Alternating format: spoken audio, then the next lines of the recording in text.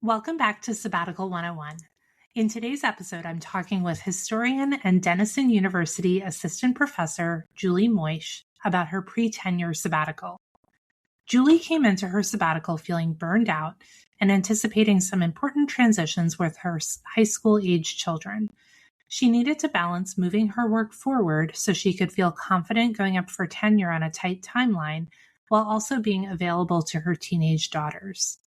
In this episode, we talk about how Julie designed a semester that helped her recover from burnout, be present with her family, and still move her scholarship decisively forward. Julie shares how she set boundaries with children, learned to say no to exciting opportunities, reconnected with her writerly identity, and discovered new ways to fit meaningful writing into a busy academic life. Whether you're pre-tenure, caregiving, or just exhausted from the grind of academic work, I think you'll find Julie's story both inspiring and encouraging. I hope you enjoy the episode. Hey, Julie, thanks so much for joining us on Sabbatical 101 today. Thank you. So I want to just get us started by asking you to introduce yourself, and then we will dive into your sabbatical. Sure. My name is Julie Mujic. I'm a historian of the American Civil War. I mainly focus on the Midwestern home front.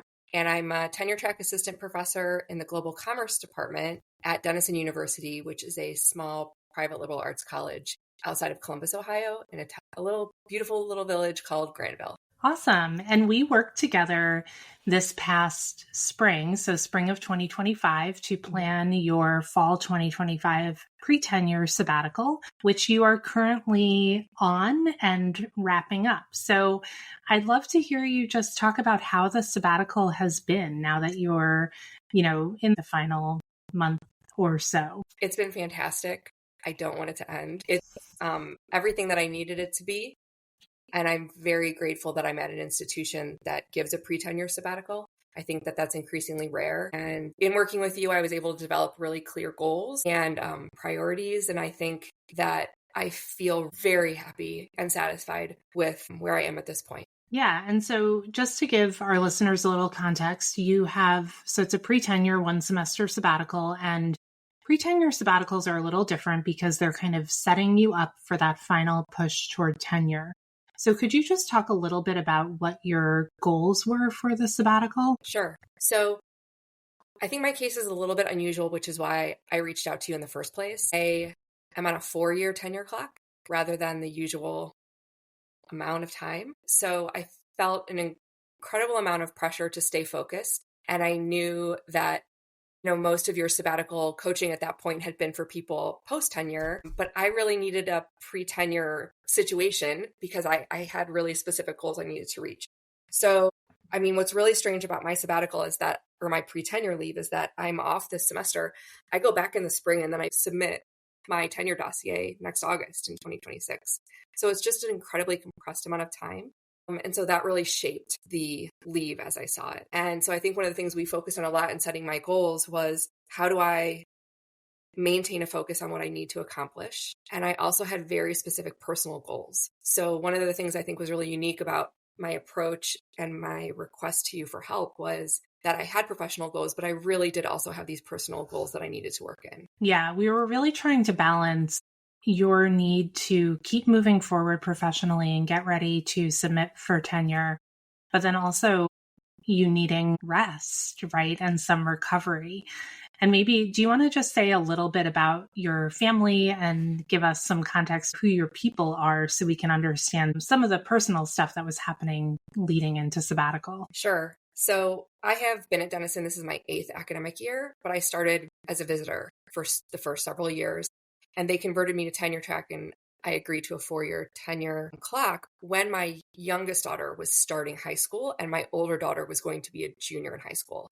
So it was really a decision about, I have these 2 girls, they're going to be in 9th and 11th grade. Is this really the time for me to take on a 4-year tenure clock when essentially it would cover the same amount of time as my younger daughter's entire high school experience? And the first year on tenure track was great. The second year I had a massive medical issue and was also going through the college process with my oldest daughter, the college search process.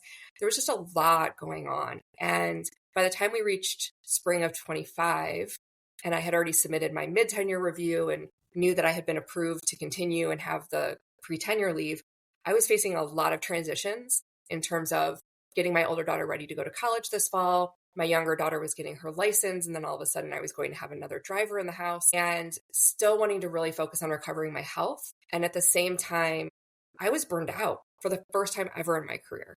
Like, I have always reached May and felt still very energized and wanted to keep working. And it was sort of hard for me to transition into the summer because I really just wasn't ready to slow down. And that was not the case in the spring of 25. I was, for the first time in my career, really needing a break. And I think a lot of it was from the personal and sort of professional stress of the previous 2 years. Yeah, there was a lot going on. And you also have been very successful, right? So you've been doing everything you needed to do to get to tenure. So I think you came in knowing you need to overcome burnout. There is work you need to get done to be ready for tenure, but it also didn't feel like a dire tenure situation, like, oh my gosh, I have to work every second of this sabbatical. Otherwise, I won't be ready to go up for tenure. No, I think I felt pretty comfortable coming into sabbatical in terms of my teaching and service. And so I knew that the focus of my time really needed to just be on wrapping up scholarship. And so one of the goals that I had sort of expressed and we figured out how to structure for me was completing existing projects. I did not want to start anything new or agree to anything new. And that became hard early in the sabbatical because I was offered some great opportunities that I had to really consider how to say no to, because I was very committed to wrapping up and bringing things to completion that I had outstanding. I felt that was a much better strategy for reaching tenure than saying no to a bunch of other new stuff. I'm sorry, saying yes to a bunch of yes. Yeah. Yeah. And it's so hard to do. I mean, I think at any phase in your career, and particularly pre-tenure, because you do feel this obligation or, oh, what if this is the thing that really moves the needle? Or what if I say no and then people in my field get angry at me, or I miss this great opportunity? Yes. And one of the things I talk about a lot with clients is they're going to keep asking you. And I'm sure, you probably said no to that first thing on sabbatical and someone asked you to do something else, right? It wasn't, word got out that Julie's saying no, and now no one's going to ask you anymore. No, and I hope that's the case, honestly, because there are some things I would really love to do. But I just know that the 4-year tenure clock and is a major factor. But also, I wanted to be really present for my daughters this fall. With the one going to college for the first time, she's about 4 hours away. I wanted to be able to be there as she made that transition, also be present and continue to parent my younger daughter. Like, I didn't want to just disappear into the sphere of my own world. It was really important to me to help my family transition, because having one child leave and the other one be seemingly much more independent with a license, it's a big transition in a household. And I wanted to be intentional about how we moved through that. Yeah. And when I think about your goals, there's a way that they could have been in tension with each other, but I don't think they were. So one of the things you really wanted to do during sabbatical was kind of get back in touch with the researcher and writer identity, because you do a lot of teaching, you do a lot of service, and going back in post sabbatical, you're going to be doing even more service and leadership. So you really wanted to cultivate your writerly identity. But also, we talked about this a lot, like you can't just go sit in your office in an armchair and write all day. There are people who need you and other things that are important too. So I don't know, do you want to talk a little bit about the way that you structured your days to create space for both to happen? I would love to.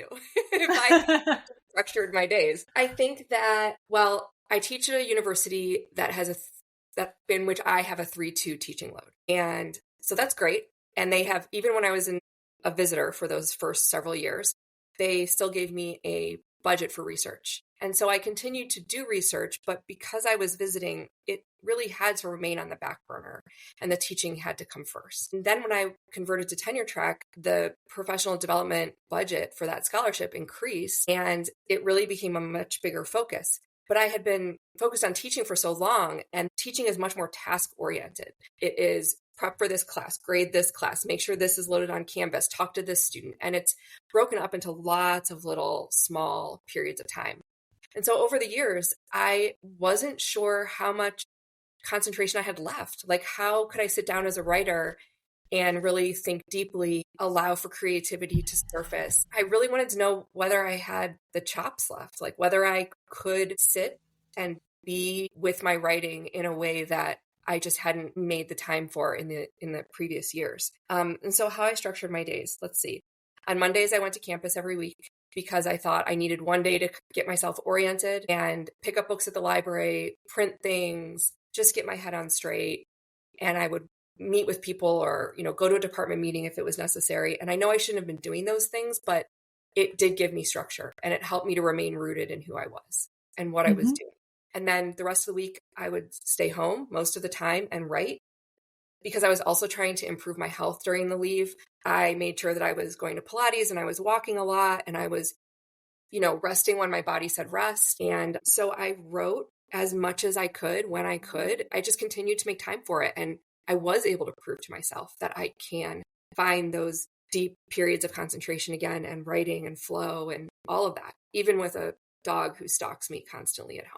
Yeah. And I mean, what's amazing is from what I heard you describe and what I know we talked a lot about in the planning process, it was not wall to wall 8-hour days of writing and you accomplished your goals. And you mentioned that you said, I know I shouldn't have gone to campus or gone to department meetings, but I think this is the thing that each of us have different needs on sabbatical and there's no right way to do it. And so if going to campus on Monday helped you feel like you were getting your week started and you were engaged or had some point of contact, then it sounds like that set you up really well for the rest of the week to be able to do the things that you needed and wanted to do. I agree. And also, I think this is where being in a pre-tenure sabbatical versus a post-tenure sabbatical is an important distinction.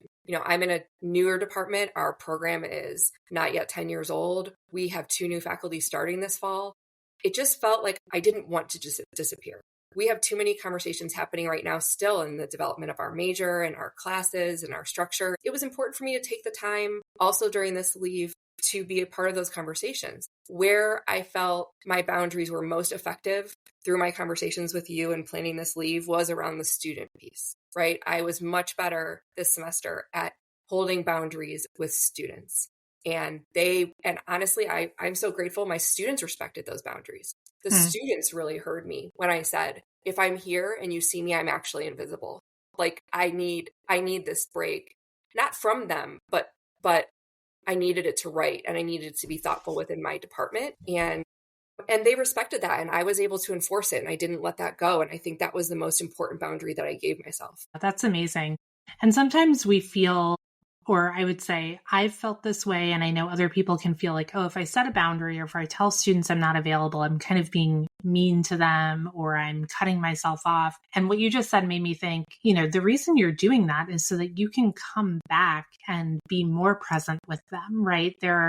It's like, I'm very strict about bedtime with my kids and they're still younger, so I can make them go to bed. I'm strict about it because I need time in the evening without that, because I know that I'm not going to be ready for the morning if I don't have that time to decompress. And in the same way, during sabbatical, you need those boundaries because if students had always been coming up to you and interrupting, you wouldn't have been able to do the things you needed to do. And it's amazing how it can feel so hard and scary to set those boundaries. But then when you do, people are like, oh yeah, I get it. Right? They don't necessarily push back. No, and they've been fantastic. And we write funny notes on my whiteboard on my door to each other. Like the students write to me and I write back.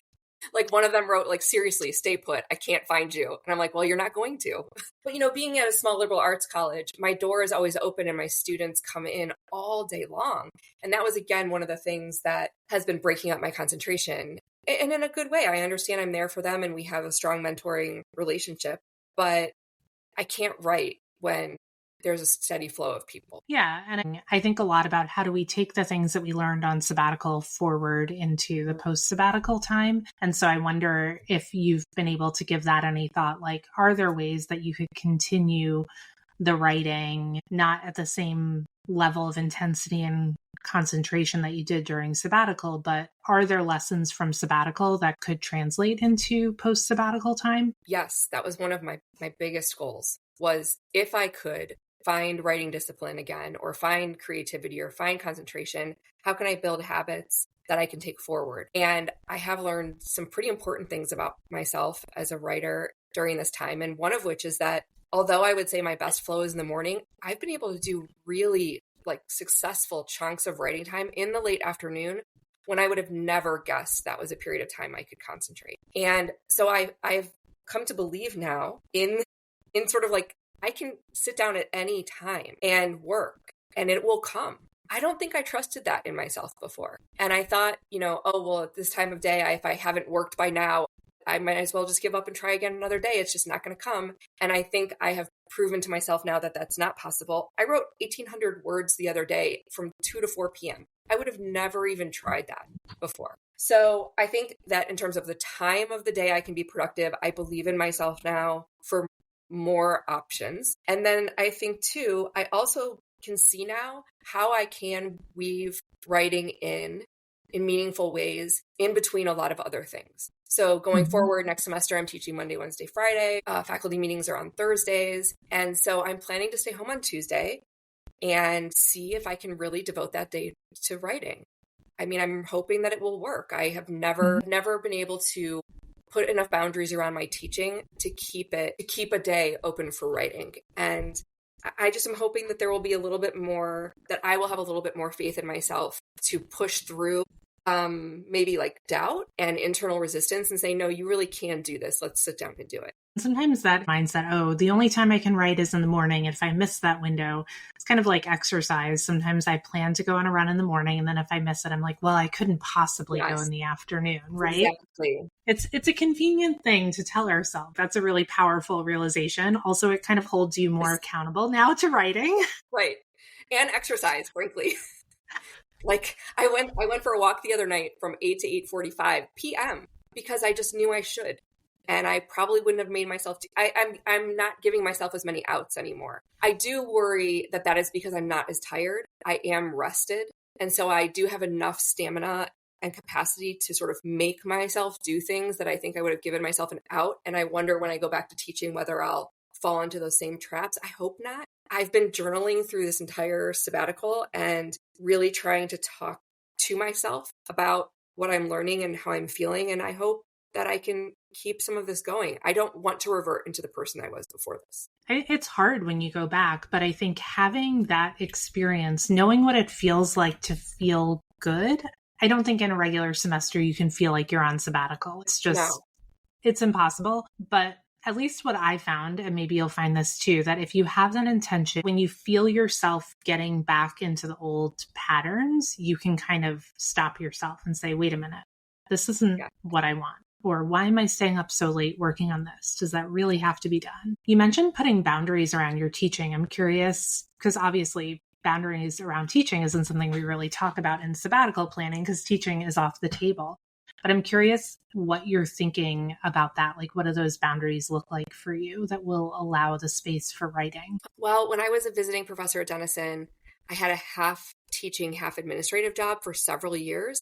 And so I was actually during those years teaching a 1-1. And because I was teaching only one class, I was giving that class so much time and those students so much time and attention. And then when I converted to a 3-2, I realized like, wow, I can't do that much time for each class and each student.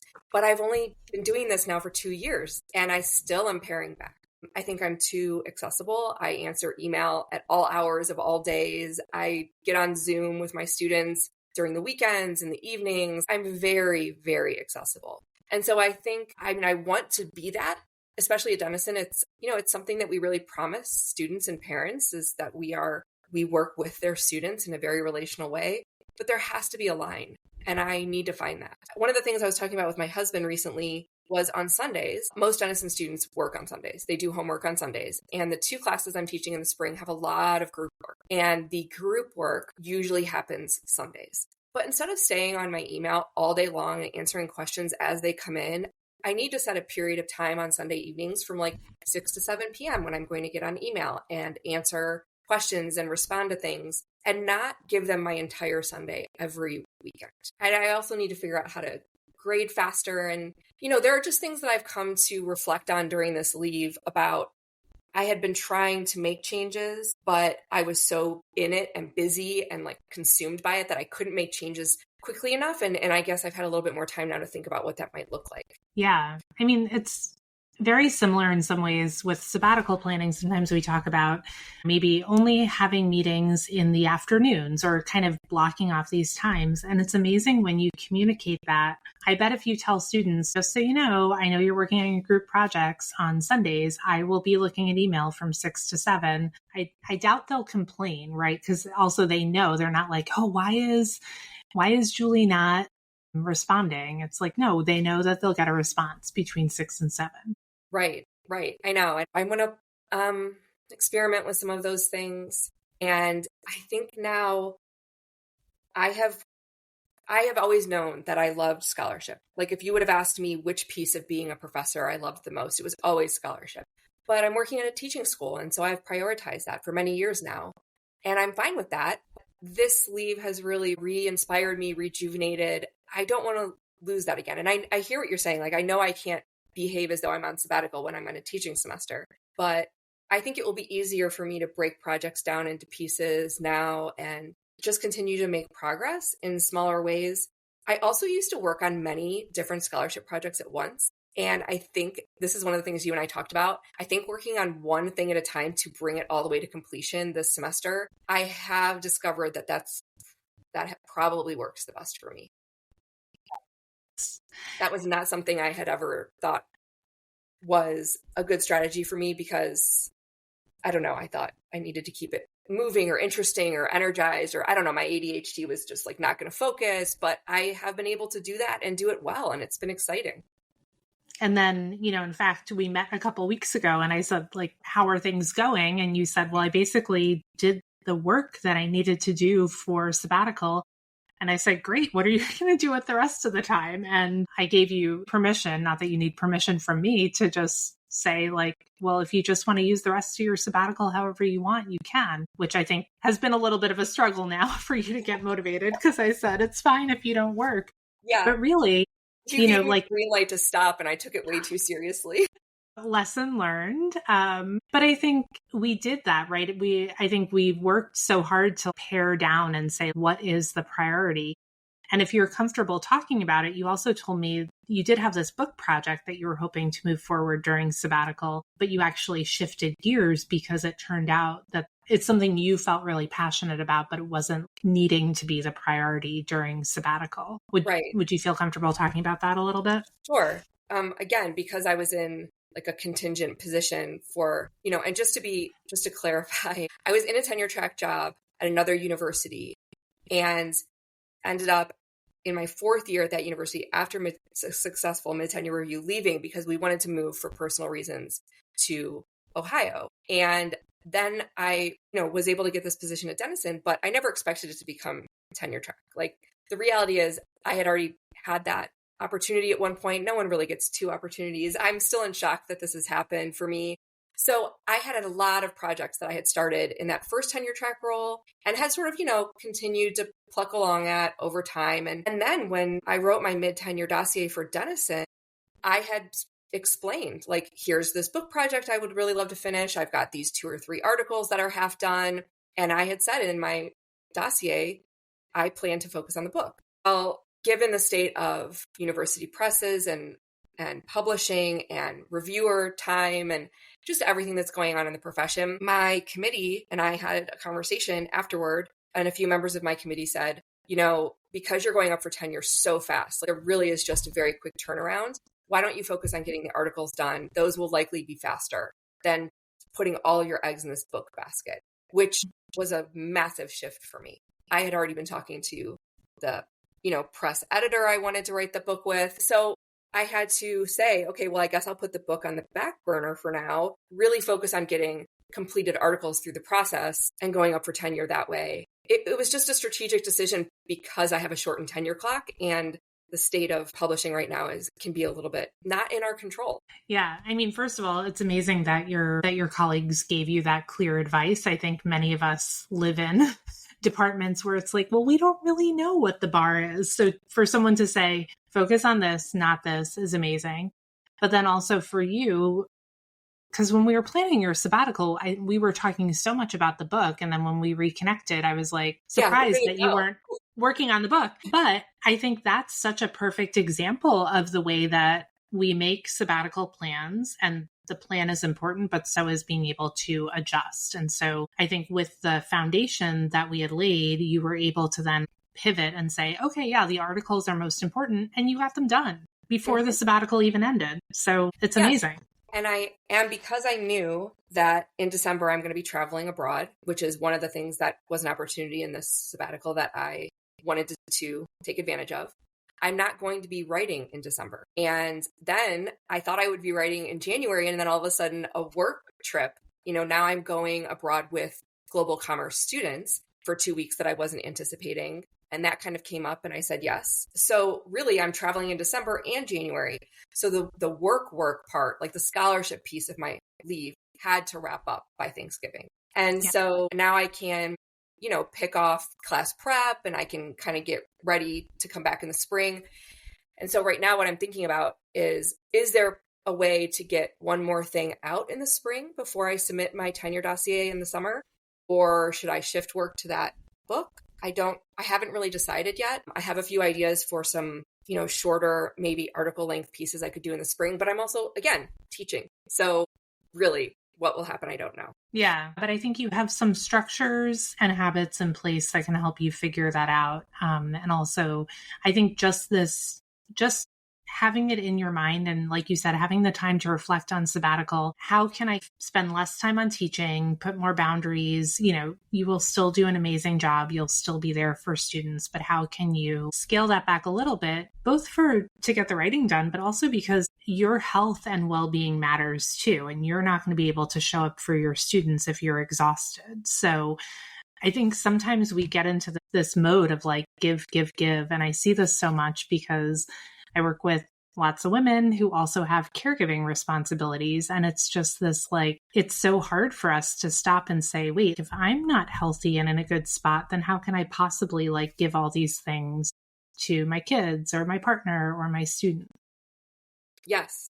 And just because I have one off at college now and one who, I might see for 15 minutes a day, it does not mean that I have less caregiving responsibilities. My college student still calls and, I guess I want to be able to say I'm here. Be like, yes, I can be there. Yes, I can do that. And, when I left my first tenure track job, my kids were much younger. They were 8 and 6. And I was in a 4-4 teaching load there. And one of the reasons I wanted to leave was because my kids were feeling it. They were like, am I going to see you tomorrow? How much longer how many more do you have to grade? Are you going to be able to come to this? And I kept having to say no. And for the last 10 years, I've been able to say yes. And that's who I wanted to be and I love my job. I really love being a professor. I love being an academic, but I want to be a parent more. And this situation at Denison has allowed me to do that.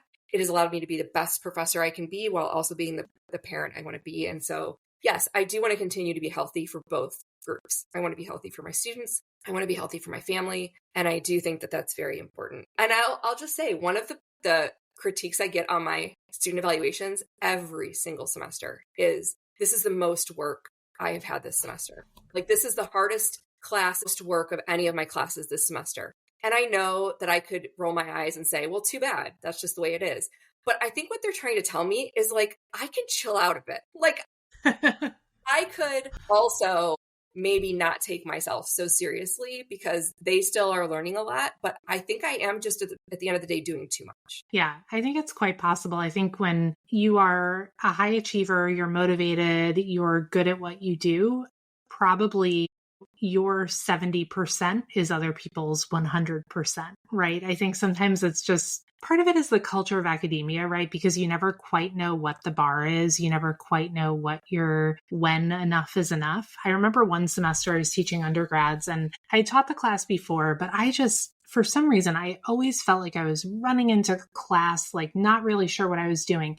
I got my best evaluations that, they were like, Dr. Walensky is always so prepared. And I was like, wow, I did not feel prepared, but I guess, the freshmen thought I was. And so that was really eye-opening to me that the way I'm experiencing myself as a teacher is not necessarily the way my students are perceiving me. And I'm sure I do things that disappoint them and annoy them too. That's just relationships. And also going from all of my education was in public huge public state schools. And I was in a history department and I was doing the 3 exams and a paper. That was it. And then I come to Denison and it's like, oh, this is, private liberal arts, like much more relational. We do a lot more assignments. The students don't want just 2 exams and a paper or 3 exams and a paper. So I've gone way overboard. Now I'm like, I have like 40 assignments this semester. So try to keep up with that grading. And it's yeah, I think there are efficiencies we can build in to our teaching that, how are there, I try to think, especially for undergrads and even doctoral students, how can I build in assignments where I'm observing and I don't have to actually do anything after the class is over? Or, there's kind of, or where I say, you need to submit this thing, but I'm not really going to read it. Like I'm looking for completion. I'm not really giving feedback on this. So I think one of the surprising outcomes of the sabbatical is that I think I'll be a better teacher afterward, in addition to hopefully really being able to lean into the writing habits that I've rediscovered in myself. So yes, I am fantastically grateful. It has just been really, really wonderful. Well, that's so good. And I'm so excited for you. I know there have been changes during the sabbatical, including, increased workload coming back. It feels like your perspective going in, like you're in a better place health-wise, work-wise, and you can go into the next semester with intention, kind of the way you went into the sabbatical and really being thoughtful about why am I doing the things that I'm doing, or why am I allocating my time to this and not this? And I think it's easier to make, first of all, it's easier to make changes and just make any decisions when you're not totally exhausted. So that's part of why I think sabbatical is so important. But you also have some data, right? You can write and move projects forward, and that it doesn't have to just be this one, you don't need 5 days a week, or you don't need to write at a certain time. And then I think just thinking about how can I scale back a little bit or put better boundaries around my teaching is going to be really helpful too. Absolutely. On Monday, I went to lunch with a colleague because it was, my Monday campus day. Went to lunch with a colleague. We talked for 2 hours. I came back to my desk. It was like 3:00 and I had a department meeting at 4:30. And I'm like, okay, I have an hour and a half. And I'm like, I'm not going to be able to write. Like, I'm not going to be able to work on my article or work on something. Like, I should just work on class prep. And I'm like, no, just open it and try. I ended up writing for an hour. I can do this. And I would not have believed that before this experience. So that's great. I can do it at weird times. I can, just like slip it into openings, and it's much more possible than I thought. Yeah, that's so great. And I'm always writing things on social media or whatever about life-changing sabbaticals, transformative sabbaticals. And I think sometimes the cynical academic, there's like an eye roll, like, okay, yeah, transformative. But I feel like your sabbatical was transformative from what you're telling me. I won't know that until probably 6 months from now. Like, that's ask true. me next summer, am I still able to do all of these different things? I think I won't know that for a while. But what I do know is that I've been happy during it. And honestly, I'll take that win, because one of the other reasons I called you and did your program was because I have, for all of these years, 18 years, gone into every single summer with too long of a to-do list, too many goals. And I spend the whole summer beating myself up because I haven't achieved them all. And I didn't want to spend my sabbatical beating myself up. I didn't want it to be an awful experience where I just felt like I was a failure every day. And you and I worked very hard to make sure that wouldn't happen, and that wasn't how it was going to be. I was going to approach it. And so I think that was a lifesaver. And however the next year or two go, then in my post-tenure sabbatical, if I get through tenure, that sabbatical will look completely different. Yeah. It will look completely different than this one. Yeah, for sure. Well, I think if nothing else, the sabbatical I'm so glad that it allowed you to not get back into that pattern of feeling like you're not getting everything done on the to-do list. And I feel like it's shifted your perspective and allowed you to kind of think differently about how you go back. So I think that's a huge win. And now it's just about maintaining the wins, the habits, right? Carrying them forward. Yep. Ask me in June. So to be determined. We'll reconnect in June and see how it's going. Yeah. Well, thank you so much, Julie. I really enjoyed hearing about your sabbatical, and I just know that it's going to be helpful for other people to hear about the challenges that you were facing going into the sabbatical and the way that you addressed them. And then I think it'll be really inspiring for people to hear just the ways that you really balanced your personal and professional goals, and you accomplished a lot in both arenas during your sabbatical. Thank you, Bethany. I could not have done it without you. It has been a fantastic experience sharing this with you. Thank you.